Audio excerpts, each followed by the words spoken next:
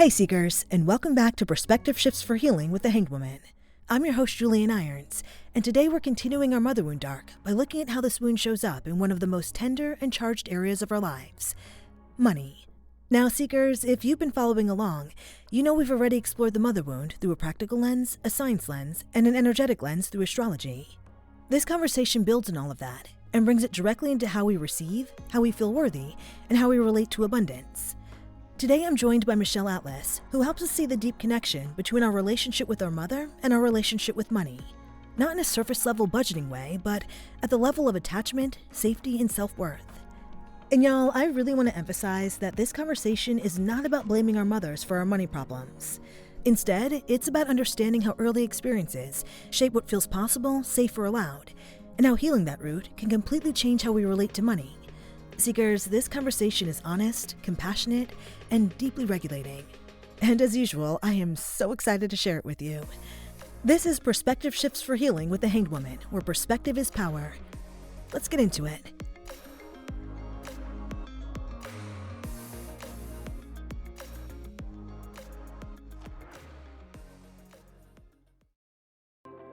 Hey Seekers, if you're building a business and something feels off, like you're doing all the right things, but the momentum still isn't there, it might not just be a strategy problem. At Three of Cups Healing, we offer intuitive marketing solutions using tarot, energy healing, and heart-centered creative guidance. Because the way you feel in your business shapes how you show up, how you make decisions, and how you grow. We help emerging business owners turn inner alignment into outward momentum, so your business can grow with more ease, clarity, and intention. Seekers, if you're ready to build your business in a way that actually feels supportive, book a free consultation with us at threeofcupshealing.com. Your vision, your magic. Let's make it real. Together. That's threeofcupshealing.com. And now, back to the episode.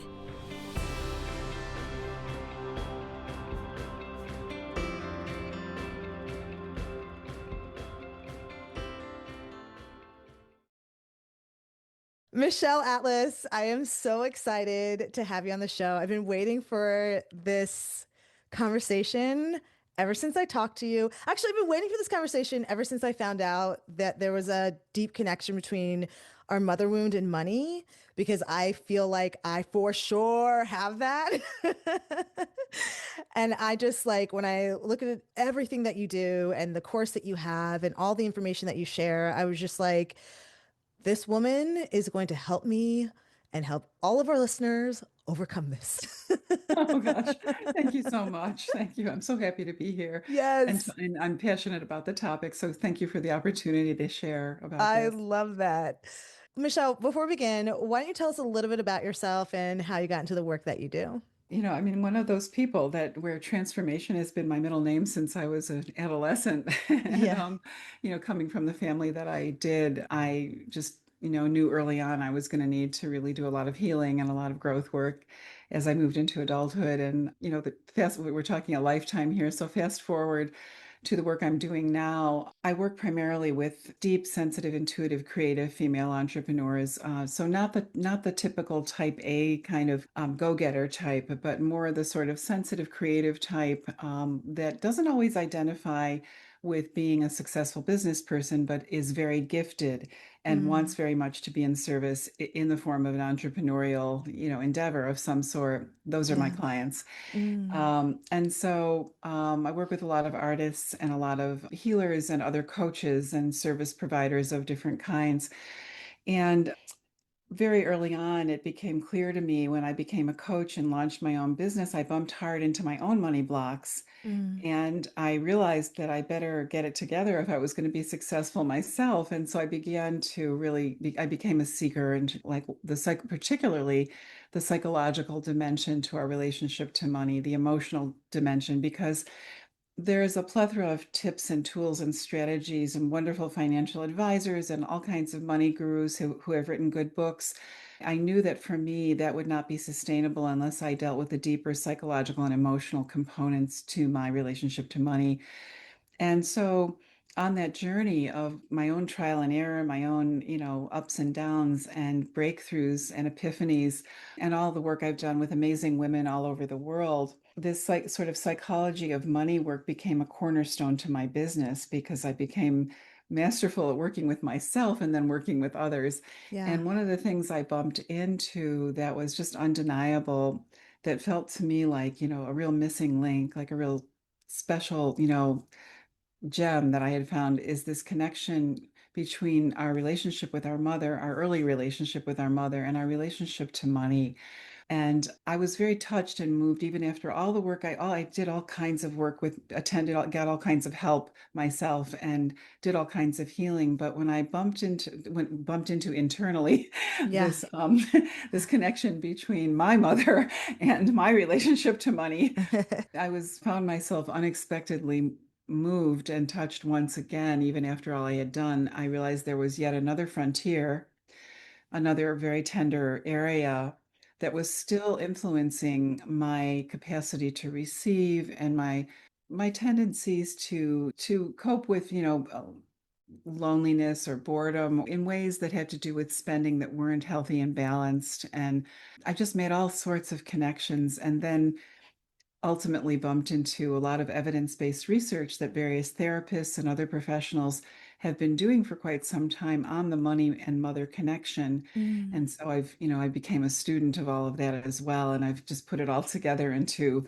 my money and the mother course, which I love teaching. yeah. It's a very deep penetration into a core wound that a lot of women have. For those of us who are just understanding what this connection is between the mother wound and money, can you just explain a little bit of what that is? Yeah, so our mother is the first person that teaches us about our value, our worthiness, actually, and our worth. And it begins pre-verbally, which is surprising to many, where it begins with her relationship to her worth and her relationship to receiving and giving and all the feelings she carries around all of that. And so it can begin when we're in the womb pre-verbally. And so it starts there with, various sensations, whether is she anxious, is she calm, is she receiving support and love, is she feeling alone? Mm, And then certainly after we're born and as we develop, particularly as we grow up, we're impacted by the actual verbal messages that she gives us about our worth and her behavior towards us yeah, and what she's saying and what she's doing. And so what happens is, if we have, and mothers are also daughters, and so yeah. they have their own journey. But if we have a mother wound at any, what I call a mother wound, at any point on the continuum, from maybe she was nurturing, but she didn't give you any wise guidance, or maybe she was really protective, but in a hypervigilant way and wasn't very nurturing, Hmm. or maybe it was all three were lacking. But if it was anywhere on the continuum that there is some mother deficit, I'll say, then we typically grow up, we convert those experiences into deep messages about our worth, about what's possible for us to achieve and experience, how okay for us to shine brightly, what we have permission to want, to create. It influences everything, even the partners we choose later in life. Yeah. Yeah, and there's a lot I could say to answer that question, but I'll do it in bite-sized Yeah, pieces so that yeah. it's, I yes. have a lot of questions, so we'll get Yeah, there. it'll all come out as an answer to one or the other. Yeah. We internalize all of that from our mother, being Yeah. the emotional sponges that we are as babies and children. And, the fact is it goes into the subconscious as we grow up, and we start to just, make decisions based on these feelings and these self-beliefs that create certain results. And if we're just satisfied with our results over and over again, usually it's because there's something operating that we can't see, and we can't change what we can't see. Right. The work is about illuminating all of that. I love that. So, how do we identify our specific money mother wound? Like, rather Mhm. than just working in like vague or generalized ways. I know you said that Right. there's like a few things that could be going on. How do we Yeah. identify what it is for us Hmm. specifically, Yeah. personally?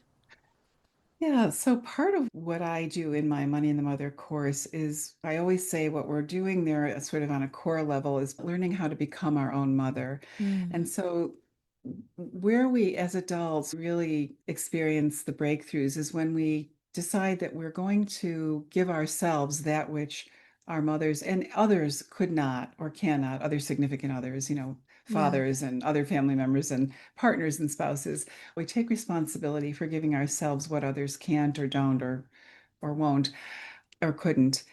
So there's a few different layers to all of this, and it's very doable, but there's some complexity also.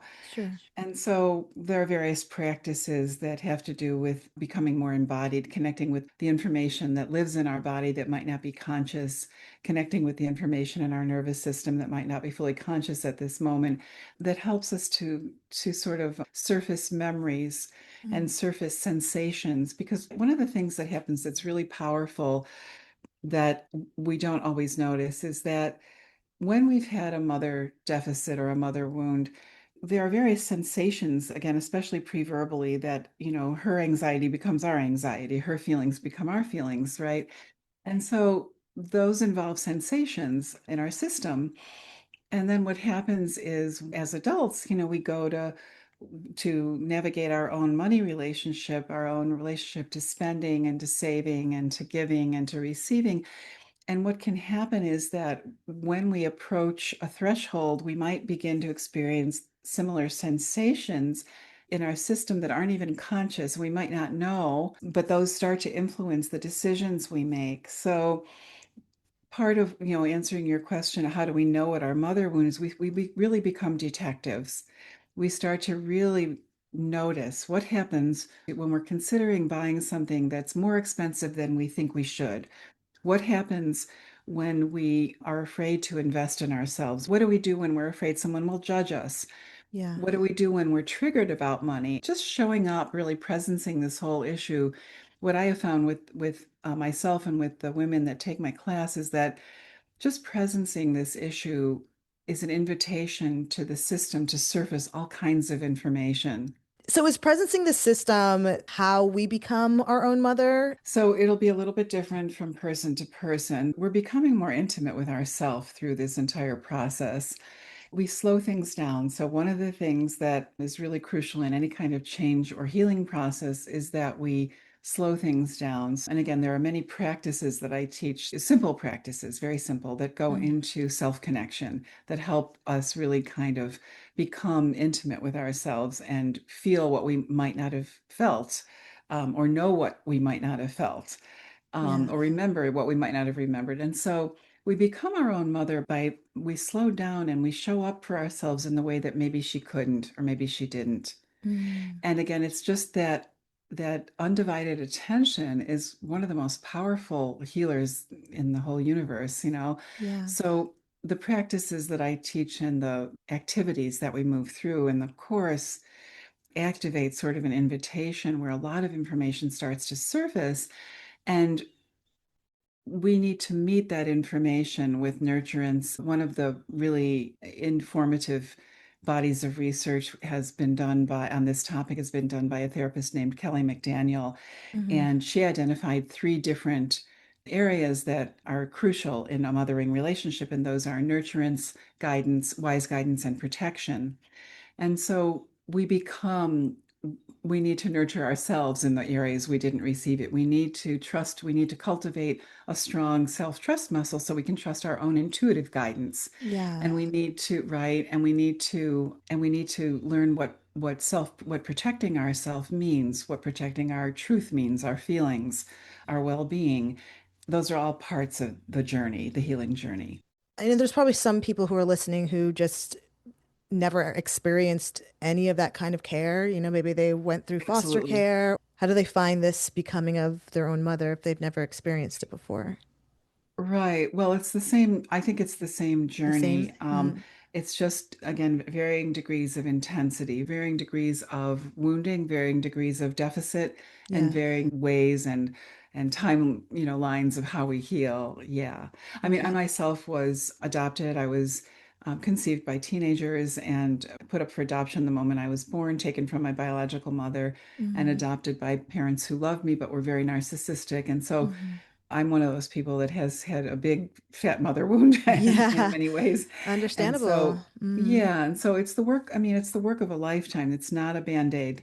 The work that I do isn't a band-aid. And it's not a just go and do this and you're all set. People have breakthroughs fast Mm. as well, but it's something that needs to be attended to ongoing, is what I mean. Yeah, yeah, But if we absolutely. want lasting transformation, because we can have an aha at any time, Mm-hmm. and that's why I created a course, because it's like to create lasting transformation, it's a multi-layered process Mm-hmm. and it's nuanced. And again, I've been working on my own healing for like 45 years. And when I bumped into this mother work, I touched into yet another layer. So, Yeah. this is deep stuff. You have this amazing quiz that talks about money attachment styles. I took it. I got the anxious avoidant attachment style, which I knew. Like when I saw the examples, I was like, I already know what I am. But it was really good to good for confirmation, right? That that's what it is. So, can you talk about the types of money attachment styles and how these styles form through our relationship with our mother? There's a lot of research and work on relationship attachment styles. And, those are the language that's usually used is an anxious attachment style, an avoidant attachment style. Mm-hmm. And the anxious avoidant is called disorganized. And then the fourth would be secure. My own epiphanies around the mother money connection also brought epiphanies about how these attachment styles, because again, with our mother, we're forming an attachment style. And so the anxious, the avoidant, and the disorganized, which is the anxious avoidant, are all insecure attachment styles. Mm-hmm. And then the secure is a secure attachment style. That's for those who had a mother who provided adequate nurturance and protection and guidance. So when you have any of the insecure attachment styles, there are some similar characteristics and there are some distinct characteristics. So when you've got the anxious attachment style with money, which I like to call, and in my quiz, in my work, I call it vigilant, because that's what happens when people have an anxious money attachment style. They become hyper vigilant, and what that means is that they're frightened of spending money. So that might be the underspender. We're used to hearing about overspenders. Yeah. And that kind of attachment style can form in relation to a mother that was inconsistent or unpredictable. One minute she was sweet and nurturing and loving, and the next minute she was absent, let's say, Mm-hmm. completely unavailable emotionally. Yeah. And so there's this anxiety that, if I'm not watching every which way and, on top of everything and doing all the right things and, pleasing in all the right ways, I might lose her love. I might lose love and I Mm-hmm. might lose money.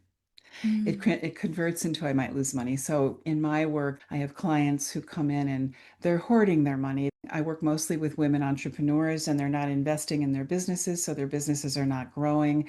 They're not investing in quality experiences in their life. They're not having any fun. It's all work, no play. They're Yeah. frightened to spend on anything that doesn't feel extremely practical. There's a lot of judgment also about other people who spend on luxury or on pleasure. So there's a lot of tension. They have great money hygiene. They're good stewards of their money because they're such good savers, but it's very fear driven. So when our decisions are fear driven, all we can do is create more fear. Mm-hmm. Right. And so that's how that works with the money mother connection for an anxious, or as I call it, vigilant person. The person with an avoidant money style, that's someone who has, may show up with a more like nonchalant attitude towards money. They don't really know what they have in the bank. They kind of know, maybe not totally, not exactly, maybe making some money errors in accruing fees with bills or banking that could be avoided, but they haven't paid enough attention. They don't really know their numbers. They're not great trackers. Again, they're avoidant. They're kind of ignoring their numbers. And it's also an insecure attachment style. So, with all of these insecure attachment styles, there's going to be difficulty receiving, and I call that person self reliant. And so that Mm-hmm. person might be so self reliant that they, as a protector, as a protective mechanism that they don't take support when they need it. They won't allow people in. No one, not only do they not know their numbers, nobody else does either, so they can't get help. Yeah. There may be shame around their numbers. They may give their money away as quickly as it comes in because they, on some unconscious level, don't feel that they deserve it. Both of these, both the anxious and the avoidant type, again, the vigilant or the self-reliant type, might fear being a burden to another person. And so they don't express their needs clearly, and then they don't get their needs met on some core level. They don't necessarily believe they deserve to have them met because they weren't met by their mother. They Right, right. internalize that I must not be worth it. I must be too much. Yeah, I feel that to the core of my soul. That really resonates with me, feeling like too much, and I know why I feel that way. Right, right. Yeah. In relationship, attachment styles is usually called disorganized. I'm calling complex and probing, and that's the person that bounces between anxious and avoidant. So same thing where, you're like 1 minute you're holding tight and you're vigilant and you won't spend on anything, and the next minute you're overspending. It's like a release valve. And I know in my own case, my mother was so restrictive. She was so restrictive and such a no mother that when she passed quite young. And I found myself, in my 30s with no debt and lots of great credit and lots of credit cards. And she wasn't there to slap my hand. And so discovered what I call the art of shopping to fill a void. And I just began to, buy things just because I finally could with nobody judging me, nobody saying, no, who do you think you are? And of course, initially I experienced sort of a dopamine high where, a lot of like, oh boy, this is fun, and I feel really freed up. And then, of course, I accrued debt and I felt ashamed. And I began that same pendulum between anxious and avoidant, where I was, holding tight. That would remind my system of her, of what it felt like to be in kind of an unloving relationship with my mother. The only way I could feel that kind of, again, warm and fuzzy feeling was to go buy something and then I'd feel bad about that. It was just a big mess until I did some healing work around that. It's in a very different place now, but for several years, that was a very painful experience of my own as well. Oh, I can imagine. Mhm. Yeah. So let's talk about the grief and shame then. Mhm. The grief and shame really play into these insecure money attachment styles. How do they do that, and why do they need to be addressed before money can actually feel safe for us? First of all, culturally, we run like the house is on fire from both grief and shame. Yeah. And so many, many, many people don't know that they're carrying both, quite a heavy load of both. And when you've had these kind of losses in your relationship to your mother, you're going to have a pocket of grief somewhere. Mm. It's very sad. Often, the child that's experiencing, again, the lack of nurturance or an absent mother could even be an overprotective mother, but they're not really there paying attention to the actual needs of the child. It's more of a self-driven Yeah. thing.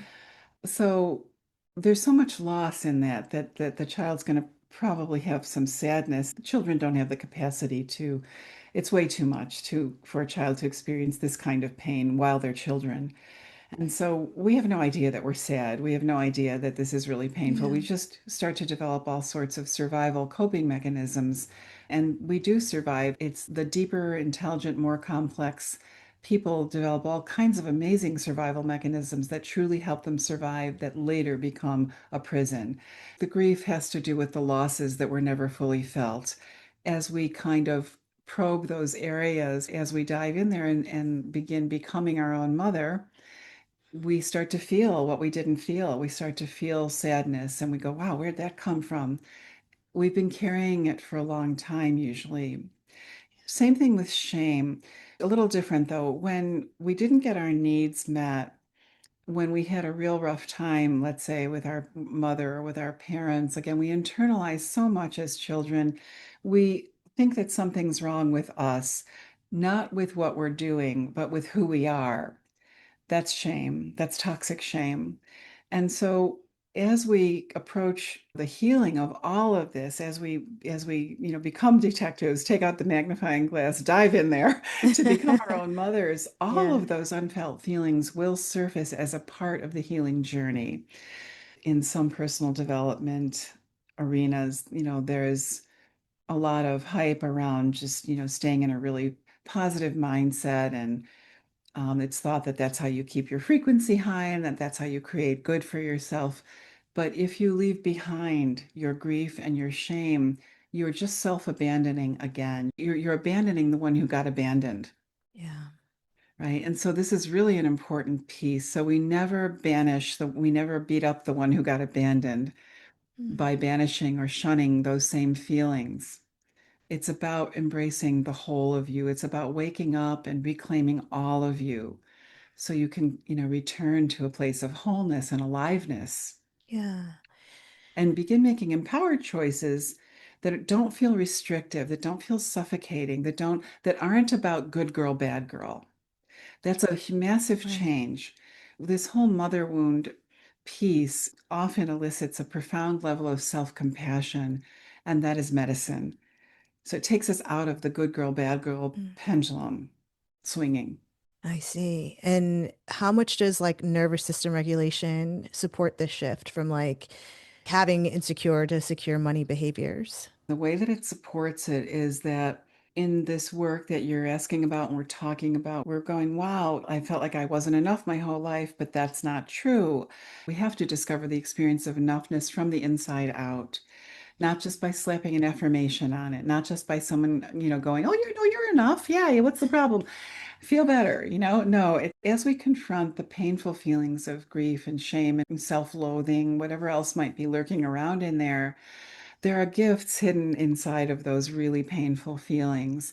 So when we get to the rock bottom, through the muck, through the difficult feelings, we come in contact with sort of our essential self that really is kind of untainted and the self that's sort of underneath all that conditioning, all that messaging, where there's just an innate sense of enoughness. And so the way that we move from insecure to secure attachment when it comes to money is through self-love, not through self-loathing, but through self-love. When we have ways of accessing, when we have various access points, access locations to our own sense of self-compassion, self-love, and all the wonderful feelings that do exist, it's just a matter of sort of accessing them, then we're going to be able to go there when we have that impulse to overspend. One of the free quizzes that I'm licensed in that anyone can take, as you know, is the Money Archetype personality quiz. And when I took that quiz and then I became licensed in it because I knew that everyone I worked with would also need it. And then the money attachment style quiz is something I created based on all these revelations, and they work in tandem together really well. When I learned my money archetypal personality profile, I saw that my very nature is so different from my mother's that I could never have done things like her. It's just like at my best, I'm a completely different creature. When I saw that, I had a really profound breakthrough. It was spontaneous. I had a profound experience of self-forgiveness. Self-forgiveness is another big piece of this puzzle, the money mother puzzle, both forgiving our mothers and forgiving ourselves. So I experienced a huge release when I forgave myself for the money results I had created with all the pendulum swinging, overspending, and it was profound. And through that, the very next time I went shopping, it was like a really felt like a miracle for me after years of struggle when I saw something beautiful that I wanted, but that I really couldn't afford. Rather than experiencing this feeling of nurturance and love and all those warm and fuzzy feelings by purchasing it, when I went to kind of look at it, another sort of spiritual experience happened spontaneously in the store. And a very roaring voice came up and said, I'm enough. And when I heard I'm enough, the script flipped. I felt myself come into alignment with my means right there. And by not buying the item, I got the dopamine rush of nurturance and just feeling really full and really peaceful and all wonderful things. The oxytocin, that's what felt like a miracle. It was the first time that by not buying the thing, I felt better than buying it. All of that happened beginning with the self-forgiveness. It was like self-forgiveness, and then I realized I was enough without the things. All the dysfunctional drivers kind of cracked, kind of one after another. So the access to that experience has been available to me now for many years since those experiences. We are always working with these propensities, though. I want to be very realistic. So I'm more of a spender than a saver, and I always will probably be. right? My partner is more of a saver than a spender, and he will always be. But I'm not indulging, I'm not out of balance like I used to be. So my propensity is going to be, to maybe want to spend, but I've got access to that place inside and have for years now where I'm able to say no with love and come back into a place of fulfillment and nurturance as opposed to just restriction and sort of feeling punished or denied. That's a massive change. Yeah. When you talked about self-forgiveness, it's making me really emotional. I am really hard on myself, and I'm realizing in this moment that I think one of the core things that I've been missing in my own healing journey is self-forgiveness. The financial mistakes that I've made in the past, I've never sat and was like, you know what, girl, that version of you was going through something, or that version of you thought that that was the smartest decision to make in that moment. And even though now you're in this place of discomfort because of it, you can still forgive yourself. Like, I don't have to keep whipping myself. That really felt like a breakthrough in this moment for me. I'm so glad that happened for you. The self-forgiveness piece is something that has to come, just as it did for you, from that core sort of spontaneous internal place. It's very difficult to teach somebody forgiveness. It comes through that opening. We can't do it differently until we can. What we can say to ourselves is, I couldn't have done it differently until now. Just couldn't have. And that's what I realized when I looked at all this. I was like, there was no way I could have done this differently until now. Okay, Seekers, I think this is a really great place to take a break. We'll be right back with the episode. Here's a perspective shift. Your business doesn't need more pushing, it needs alignment. At Three of Cups Healing, we offer intuitive marketing solutions using tarot, energy healing, and heart-centered creative guidance. We help emerging business owners turn clarity into momentum and vision into action. So, Seekers, if you're ready to grow your business with more intention and ease, book a free consultation with us at threeofcupshealing.com. Your vision, your magic. Let's make it real. Together. That's threeofcupshealing.com. And now, back to the episode.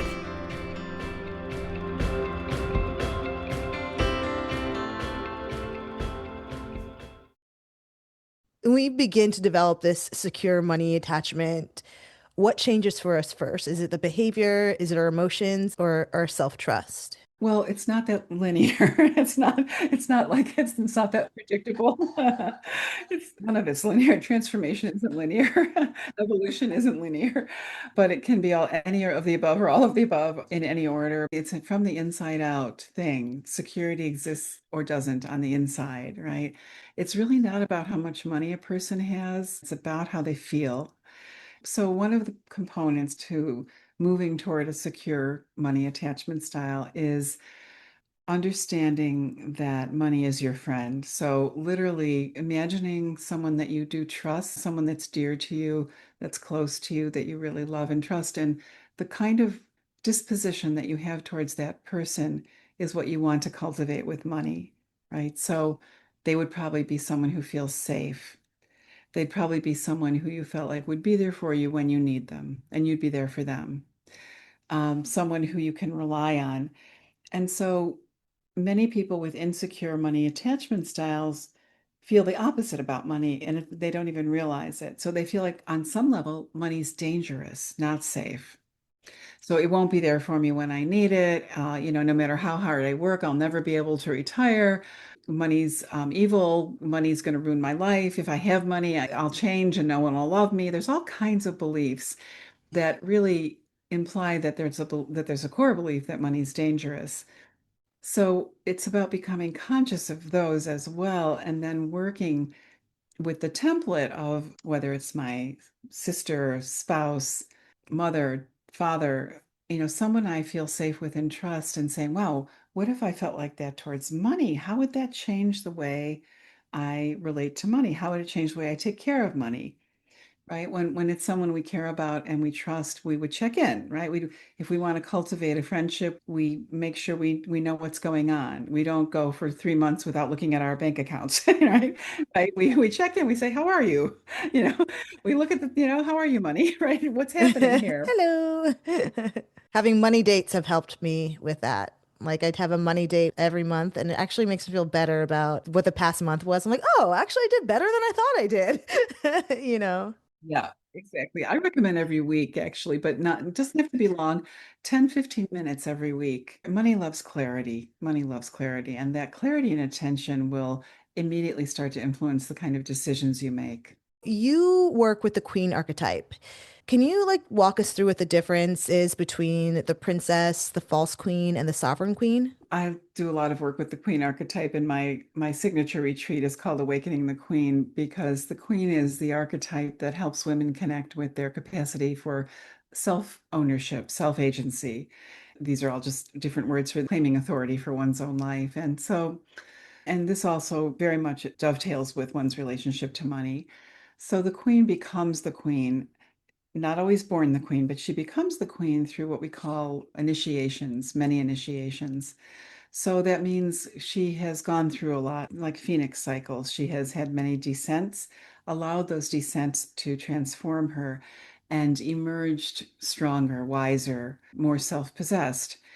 And so she becomes the queen by having gone through so much that she ultimately lands in a place where she knows that all is well no matter what. And her embodied disposition is stability. So she doesn't overgive, she doesn't overdo, and she's not remote and distant, she doesn't undergive. She's stable, she's very centered, right? She knows who she is. I call that the sovereign queen. That's my term. And the sovereign queen is the mature feminine. She's rooted. She's the mature feminine. When we talk about the princess is archetype is actually the immature feminine. The princess doesn't really know how powerful she is. She hasn't matured enough. She hasn't been through enough. So she doesn't know her power. She tends to abdicate the throne. She tends to abdicate her power. She tends to hold other people responsible for her experiences. She might feel like a victim of life. She might have perfectionistic ideas that keep her from achieving her potential. She might have perfectionistic ideas about what other people should be doing for her. She doesn't know that the only thing she needs to fear are her own stories. She doesn't know that yet. At my retreats, I watch women just light bulbs go on like right, left, and up and down because once they understand that this is the princess archetype, they're in choice. They realize, oh, that's me, but I could just be the queen instead, And it's like the queen is a whole other creature, and it just gives them a roadmap. And I watch people change before my very eyes. Very, very empowering work. When we talk about the false queen, so if we're taught looking on a continuum, and we say the sovereign queen, the true queen, let's say, is right in the center in that sweet spot. And we say the princess is maybe off to the left, not knowing her power. And that's another, it's like an insecure feminine. The queen is quite secure, but she's been through so much she just knows that her security comes from inside. Nothing's going to really daunt her anymore because she's kind of been to hell and back and she's good, She's stable. She's stabilized in her own worth, in her own truth.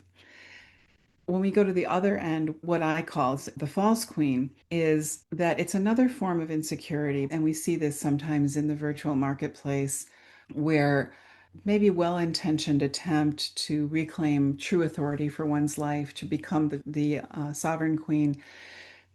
Sometimes women will go the other extreme. So it becomes like a real rah-rah, like, my way or the highway. I know what I'm talking about. I'm in my power. I see a lot of this, and it's kind of a misunderstanding of authentic power. And so, in a sense, it's just another form of self-abandonment because it's sort of another false identity. It's like, okay, I guess that's what power looks like. You dress like this, you do, you look like this and you say these things, and I guess I'm powerful. But it's not the authentic power that comes from having been through many initiations, having gone through the life, death, rebirth cycle many times, and having truly been transformed, allowed life to transform you into something very wise and very stable. That's different. So you've got the like sort of young version, the princess young, sort of very obviously not real secure version, and then you've got this kind of almost like overly in resilient psychology, we call it extreme self-esteem. Both of those are insecure. They're both insecure. They're two sides of the same coin. They're two sides of the same coin. They look different. They look like opposites. They're two sides of the same insecurity coin. And so the sovereign queen is where we want to be. And we learn how to embody her. She has a physical embodied disposition. She has an emotional disposition and an intellectual disposition. And when we embody her, it supports operating differently. We never want to leave the body out. How does the mother wound keep us stuck in the princess or false queen patterns when it comes to money? If we've got a mother wound, we're going to probably have an insecure money attachment style, whether it's anxious, avoidant, or disorganized. Our money decisions, whether we're ignoring money or we're clinging to hoarding it, whatever we're doing, is driven by a deep sense of insecurity, a deep level of, I'll say, confusion around our worth, misunderstanding around our true worth, our innate worth. If we're alive, we're worthy. Worth is not something that we need to stand on our head to achieve. If we have a pulse and we're breathing, we're worthy. But when you're operating within an insecure money attachment style, you don't know that. Insecure money attachment is going to show up a whole lot in some of the princess behaviors, usually, I'm going to say. And it might show up in the false queen behaviors by even in the sense of sort of displacing one's own insecurities and perhaps overcharging, expecting people to pay inflated prices and sort of judging them and condemning them if they're not willing to.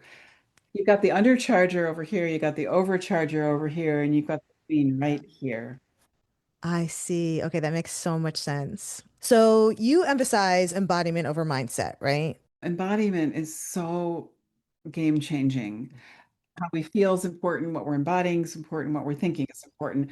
But without the body, change doesn't last. Why is that though? Why is embodiment essential for like our money healing? I think it's essential for all healing because our memories and our traumas and our deepest wisdom and that sort of precious deep inner guide, the deeper truth, it lives in our body, it lives in our nervous system. We can't really become whole without accessing the body, what's stored in the body and integrating it. It's like running off without your head or running off and trying to do something without your arm. The body's Yeah. really, it's holding a lot of what's important. So the queen is stable, right? The queen is that like stable Stability. stability. What does that actually feel like in the body when money isn't a constant threat for us anymore? What does that stability feel like for us? Yeah. Yeah. It feels like peace. It feels like peace. Yeah. It's a regulated nervous system, not a dysregulated nervous system, which means well-being and peace and trust, safety. Life has our back. We're no longer having a conditional relationship with our mother, who we're no longer, I'll say, prisoner of the conditional relationship we may have had with our mother.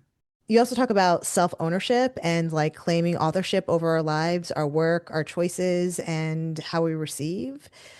How does embodying self-ownership start to change the way we show up in business or in our relationships, conversations about money, things like that? Even though we are open to support, we're open to learning, we're lifelong learners, we're always willing to, and interested in continuing to learn from others. But ultimately, we know that we are the best expert on ourselves. We stop abandoning ourselves and living as if someone else always knows more about what's better for us or knows more about us than we do. We start to really look here first for the inner guidance to make decisions. We start to really feel into what feels right, what feels expansive, what gives us relief, what we truly desire rather than just immediately abandoning for all the experts that are available. Can you tell us about the visioning process you use and why it's so powerful after the healing work? This visioning process has been passed down from many different coaches and teachers, and I think we all have made it a little bit our own. I love it because I was never one who loved goal setting. I always found that kind of rigid, kind of a masculine approach where I'd have to like come up with things that I wasn't really ready to know that I wanted and then make them happen. And it felt like it just felt like a lot of pressure. It didn't feel inspiring to me. So this process that I kind of modified and use with my clients, I love.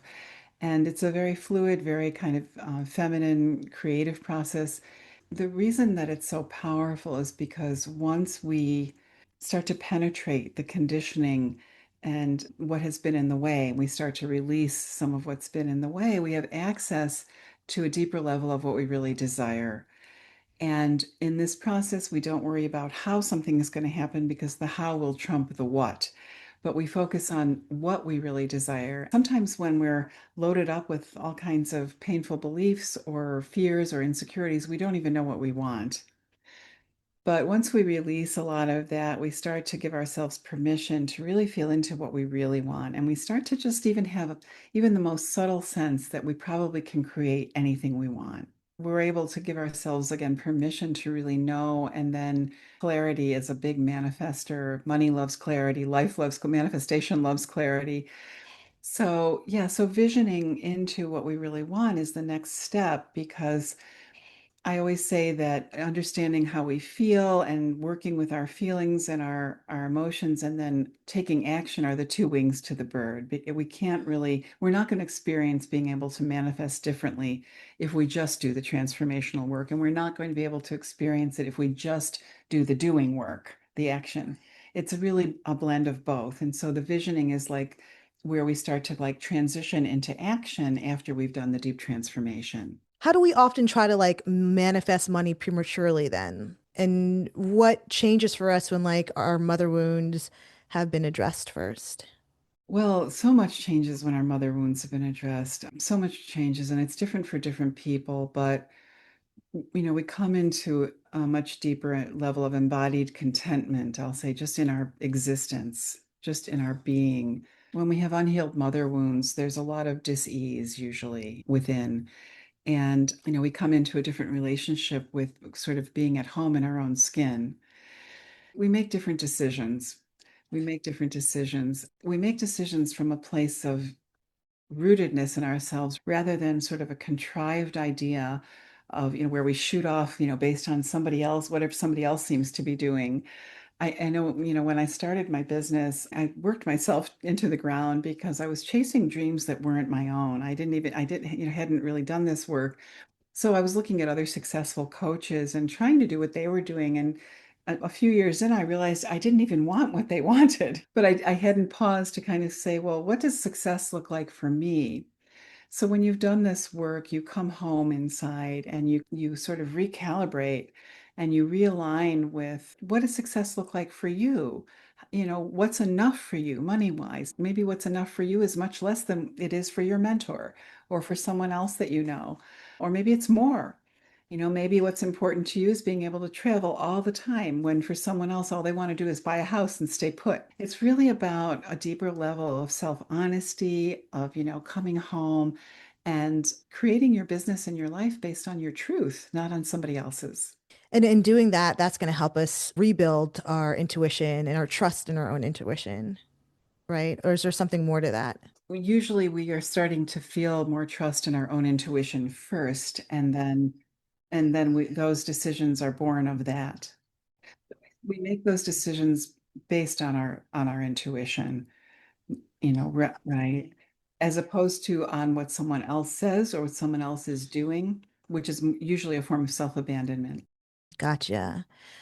When people heal the mother wound around money, what shifts do you see in their sense of worth and ability to receive? Sometimes what happens, what I do see is they attract more clients with very little effort. A lot of the time when I'm in the Money and the Mother course, we have a private Facebook group where there's a lot of sharing and a lot of supporting each other. And a lot of what I hear is like, I got a new client and I didn't do anything, or I said no to something. Someone wanted me to work and do the work I do for less, and I said no. So there's a lot of alignment with one's worth and more of an organic way of moving through the world where you're receiving something that's more of a match to who you really are. And how does opening our hearts to ourselves, how does that change money from something we chase into something that we can actually receive? Chasing is a repellent. It's a repellent. It's really important to understand this. Chasing, there's no power in chasing anything, love, money, or anything else. There's just no power in it. It's a power leak. And so I consider a person's capacity, a woman's capacity to receive one of the money missing links. So a lot of the time when I work with a woman who has done everything that they could possibly do to transform and heal and empower their relationship to money, but is still not making much money or generating much action in their business, it's because there is a receiving block. And so receiving is a big deal. And it's one of those invisible, like, where is it? How do I find it? How do I improve it? It's like, Tell me, please. yeah, Give me the map. yeah, right, exactly. Right. So there's I do a lot of work with women around how to align with the frequency of receiving. So they start to just sort of vibrate differently and things begin to happen. Receiving is a surrender. It's the opposite of grasping. It's like going like this, not like this. Totally understand. Okay, I was going to ask you what that feels like, and yeah, it feels like surrender. In the body, that's what it feels. It's more of like a whoo than a like, yeah. Mhm. Yeah. Oh, totally. And it's like trusting that that surrender Mhm. is safe. I think that's where I bump up against where my block is trusting that I can surrender and I will be safe and I don't have to chase. Yes, that's right. That's right. For those of us that are listening who actually feel stuck in money frustration or shame, what is the first compassionate step that we can take today? I'm going to be teaching my Money and the Mother 6-week course shortly after this podcast airs, and I love teaching it live. I had taught it live twice in 2025, and I don't know if I'll teach it a second time in 2026, but I am. It will be going on March, February, and April this year. You'll have a link to that, and there's an early rate right now. So it's a beautiful journey. It's really meaningful. And I just created it last year, and women from all over the world have taken it and had such beautiful experiences. So take a look at that. And then taking either or both of my free quizzes for some free ways of jumpstarting your consciousness around money right away. There'll be links to both of those. That's my money archetype personality quiz and my money attachment style quiz. And you'll get results right away and flesh out a lot of information about you that you can begin to be moved by and begin to work with. And so, those are great entry points into my world, into the work that I do. So, as we wrap up, is there one truth that you hope we can take away about money, mothering, self-trust? What would it be? Yeah, I think it comes back to that we really need to become for ourselves that which others could not or cannot. There's nothing like our own love. And when we decide to do that, we're taking back our power. There's a lot to that, but that is the message. Because as long as we feel dependent upon external approval and guidance and love and all these things we can't, in fluctuating circumstances, the economy and whatever, as long as we feel dependent upon externals for our well-being and our ability to flourish, we are living in prison. So we need to take that back and become for ourselves what we want and need. Oh, that's such a powerful statement. Michelle, I so appreciate you being here and talking us through all this. I know you're going to help so many people and your wisdom and your inner beauty, your outer beauty, it's just so inspiring. And I'm in awe. I honestly am in awe of you. And I just so appreciate you being here. So thank you so much. Oh, you're so welcome. You're so welcome. My great pleasure. Where can people find you if you'd like to be found?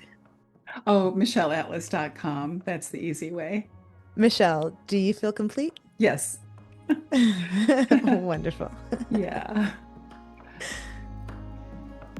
Wow, that conversation really, really stirred something in me. And I realized that healing our mother wound, especially as it relates to money, isn't about forcing confidence or positive thinking.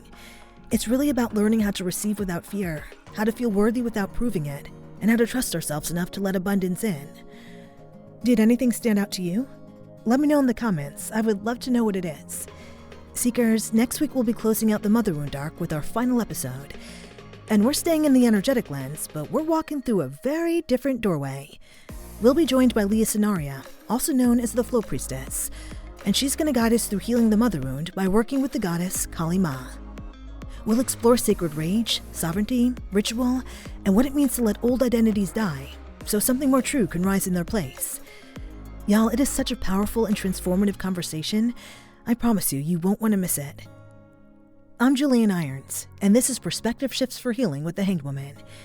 If this episode inspired you, please like, share, and follow so we can keep the conversation going. Until next time, hang in there, Seeker.